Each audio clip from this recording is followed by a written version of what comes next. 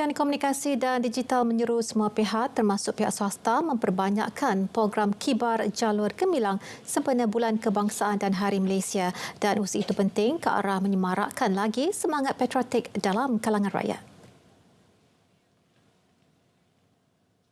Memang saya meralu-alukan bahawa pihak swasta jugalah bolehlah bantu kita, kalau bukan edaran jalur gemilang, tetapi sekurang-kurangnya boleh pasang jalur gemilang di tempat kerja, tempat swasta dan sebagainya, supaya kita rakyat Malaysia bolehlah mula rasai bahawa suasana kita untuklah menyambut Hari Kebangsaan tahun 2023 ini.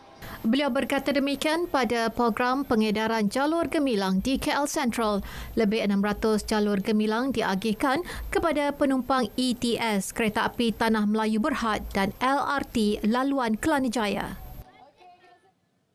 Usaha bagi menyemarakkan suasana sempena sambutan Hari Kebangsaan dan Hari Malaysia 2023 perlu dipergiat, dan ini sekaligus menyuburkan lagi semangat patriotik dalam kalangan masyarakat.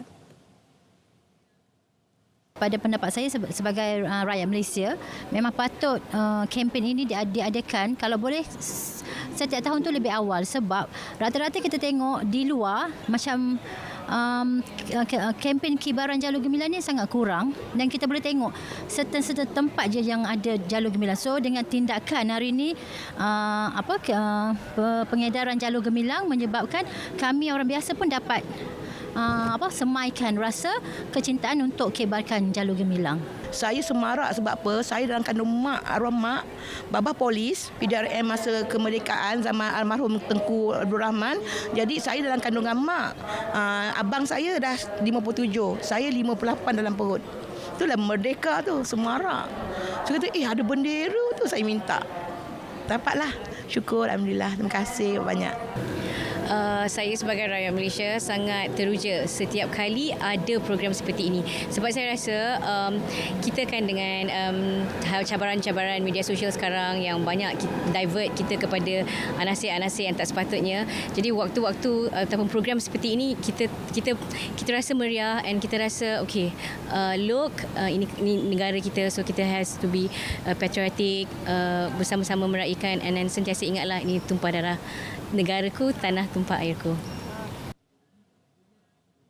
Aspek kualiti dan prestasi pusat-pusat pengajian tahfiz sebagai institusi melahirkan ahli-ahli Al-Quran perlu dijaga sebaiknya tanpa kompromi. Aspek mutu pendidikan, keselamatan bangunan sekolah dan kelayakan guru-guru antara yang perlu diberi perhatian.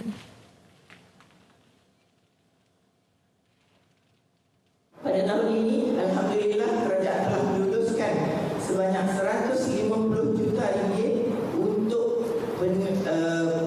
penambahbaikan dan juga penyelenggaraan institusi pendidikan Islam di Malaysia, termasuk institusi tahfiz.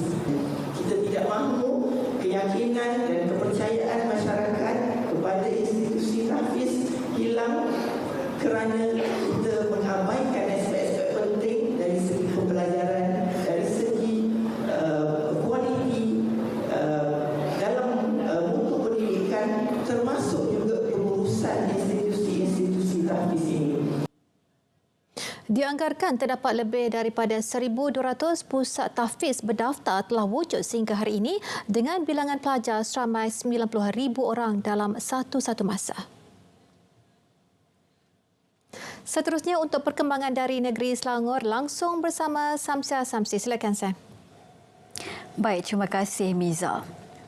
Menteri Besar Selangor Datuk Seri Amiruddin Syari hari ini mengumumkan senarai 11 portfolio ahli Majlis Mesyuarat Kerajaan Negeri untuk 5 tahun akan datang. Selain berperanan sebagai Menteri Besar, beliau turut memegang portfolio pembangunan tanah dan sumber alam serta keuangan dan tindakan ekonomi. Adun Sungai Tua itu juga memegang portfolio pemodenan pentadbiran dan digitalisasi kerajaan, komunikasi strategik serta pendidikan dan pembangunan modal insan. Dalam pada itu, 3 adun dilantik semula ke jawatan itu iaitu Eng Zihan sebagai Esko Pelaburan dan Perdagangan dan Mobiliti, Insinyur Izham Hashim, Esko Infrastruktur dan Pertanian dan Burhan Amansyah sebagai Esko Perumahan dan Kebudayaan. 7 muka baru termasuk bekas Speaker Eng Sulim dilantik sebagai Esko Kerajaan Tempatan dan Pelancongan, Datuk Rizam Ismail, Esko Kemajuan Desa dan Perpaduan dan Jamaliah Jamaluddin, Esko Kesihatan Awam dan Alam Sekitar. 4 yang lain, Adun Kota Anggrek Muhammad Najwan Halimi sebagai Esko Belia Sukan dan Keusahawanan, Adun Banting V. Paparaidu sebagai Esko Sumber Manusia dan Pembasmian Kemiskinan, Adun Sri Setia Dr. Muhammad Fahmi Engah sebagai Esko Hal Ehwal Agama Islam dan Pembudayaan Inovasi, manakala Adun Taman Templar Amfa Aisyari dilantik Esko Pembangunan Wanita dan Kebajikan Masyarakat.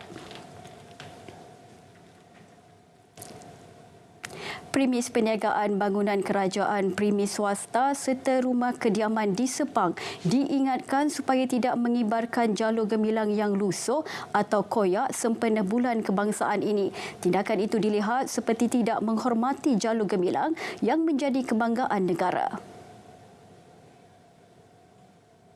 Semua pihak disaran menukar jalur gemilang sekiranya ia lusuh atau rosak bagi menunjukkan semangat patriotik. Menyerulah kepada semua masyarakat khususnya yang berada di daerah Sepang kepada pemilik-pemilik premis agar dapat memasang bendera kebangsaan kita, bendera Malaysia, jalur gemilang di premis masing-masing, dan kita mohon jugalah supaya bendera kita biarlah kita pasang yang cantik, yang baru, yang nampak gah. Jadi kepada mereka yang telah lama tak turunkan bendera, yang telah lama yang telah lusuh, harap dapatlah gantikan dengan bendera yang baru supaya dapat kita sambut hari kebangsaan kita, hari kebanggaan negara kita dengan ceria, dengan menunjukkan semangat kecintaan kita kepada negara. Beliau berkata demikian di Pantai Kelanang, Sepang. Lebih 5,000 individu hadir ke Majlis Agama Islam MAIS bagi mendapatkan khidmat nasihat berhubung pengurusan harta pusaka menggunakan sistem faraid. Ini termasuk kehadiran dari luar Selangor dan jumlah itu meningkat dari semasa ke semasa selepas pelaksanaan bulan faraid sejak 3 tahun lalu. Dari segi rujukan, yang pertama adalah berkaitan dengan rujukan orang ramai ke Majlis Agama Selangor itu memang sangat tinggi. Boleh dikatakan setiap hari lebih daripada 20 pelanggan kita yang datang ke pejabat, itu di ibu pejabat, tidak termasuk di daerah. Sebab kita ada juga pegawai-pegawai kita yang berada di Baitul Mal daerah yang juga masyarakat yang berdekatan boleh pergi ke pejabat Islam daerah untuk rujuk di Baitul Mal daerah untuk mendapatkan maklumat. Jadi saya kira pada masa ini lebih daripada 5,000 orang telah pun merujuk ke MAIS untuk mendapatkan panduan bagaimana untuk membahagikan harta-harta pusaka. Dan sebenarnya bukan itu saja, kita bukan saja menerima daripada dalam negeri Selangor, bahkan daripada luar Selangor pun ada datang juga. Setakat ini lebih 3,000 surat wasiat dan 2,500 dokumen hibah telah dikendalikan MAIS sejak 2006. Tengku Pemaisuri Selangor Tengku Pemaisuri Nur Rashikin berkenan berangkat ke program Potong Royong. Program merupakan kempen pemandulan kucing dan anjing di anjur Persatuan Pencegahan Penganiayaan Haiwan SPCA Selangor bersama Fakulti Perubatan Veterina Universiti Putra Malaysia UPM dengan kerjasama Majlis Pembandaran Kelang. Baginda meluangkan masa 45 minit dengan mengunjungi pameran seperti pemeriksaan kesihatan kucing, pendidikan penjagaan kucing, kepentingan pemandulan kucing serta vaksinasi. Program merupakan salah satu inisiatif memberi kesedaran kepada masyarakat berhubung kepentingan pemandulan kucing dan menyayangi haiwan peliharaan. Program yang berlangsung di Meru, Kelang itu bermula semalam hingga 27 Ogos ini turut melibatkan Doktor Veterina Bertauliah serta pelajar Doktor Perubatan Veterina UPM.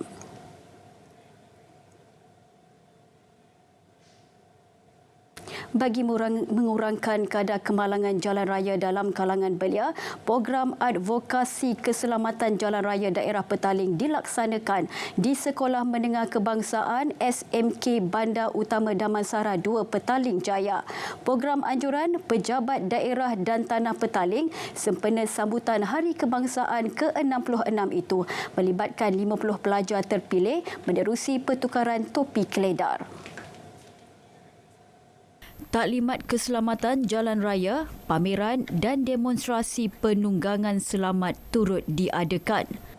Kita telah mengadakan program advokasi keselamatan jalan raya yang memang kita fokuskan khusus untuk pelajar-pelajar sekolah. Sebab kita tahu kebanyakan kes-kes kemalangan yang berlaku sekarang ni melibatkan pelajar-pelajar sekolah. Jadi kita mengambil orang kata langkah awal untuk kita turun ke padang, kita berjumpa dengan pelajar-pelajar untuk kita memberi pendedahan kepada mereka tentang pemanduan atau penunggangan motor secara selamat dan berhemah lah. Program advokasi keselamatan jalan raya ini diharap dapat dilaksana secara berterusan di semua peringkat termasuk peringkat sekolah. Sekian saja berita dari RTM Selangor, kembali kepada Miza. Baik, terima kasih Sam.